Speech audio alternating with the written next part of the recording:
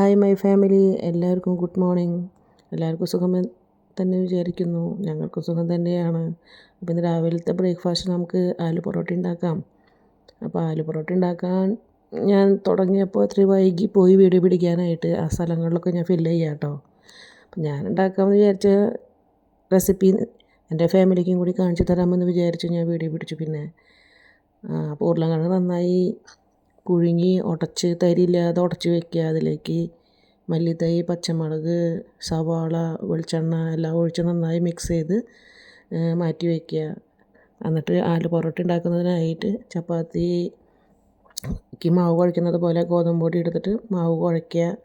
എന്നിട്ട് ചെറിയ ഉരുളകളാക്കിയിട്ട് നമ്മൾ മിക്സ് ചെയ്ത് വെച്ചിട്ടുണ്ടല്ലോ ഉരുളക്കിഴങ്ങിൻ്റെ അത് 2 ടീസ്പൂൺ വീതം അതിന് ഉരുളകളുടെ ഉള്ളിലേക്ക് ഫില്ല് ചെയ്തിട്ട് നന്നായിട്ട് പരത്തി എടുക്കുക. പരത്തി ചുട്ടെടുക്കുക. ആ ചുട്ടെടുക്കുമ്പോൾ നമ്മൾ അതിന് മേലെ എണ്ണയും കൂടി തടവി കൊടുക്കണം കേട്ടോ.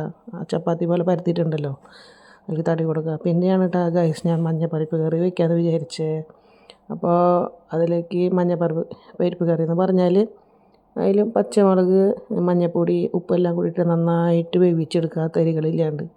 അതിലേക്ക് വെന്ത് വന്നതിന് ശേഷം കടുക്, വറ്റൽമുളക്, വെളുത്തുള്ളി എല്ലാം കൂടി വറുത്തിടുക. ഇത്തിരി നെയ്യും കൂടി ഒഴിച്ചാൽ നല്ലതാണ് കേട്ടോ ഗൈസ്. അത് ഓപ്ഷണലാണ്. ഇഷ്ടമുള്ളവർക്ക് ഉപയോഗിക്കാം, അല്ലാത്തവർക്ക് അത് ഒഴിവാക്കാം. എന്നിട്ട് ഈ ആലു പൊറോട്ട ഉണ്ടല്ലോ, ചുട്ടെടുത്ത ആലു പൊറോട്ടയും പരിപ്പ് കറിയും കൂടി ഒരു പിടി പിടിച്ചിട്ടുണ്ട് ഗൈസ്. സൂപ്പറാണ് കേട്ടോ, അടിപൊളിയാണ്.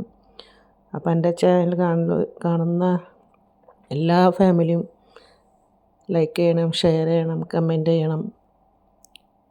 ബായ്.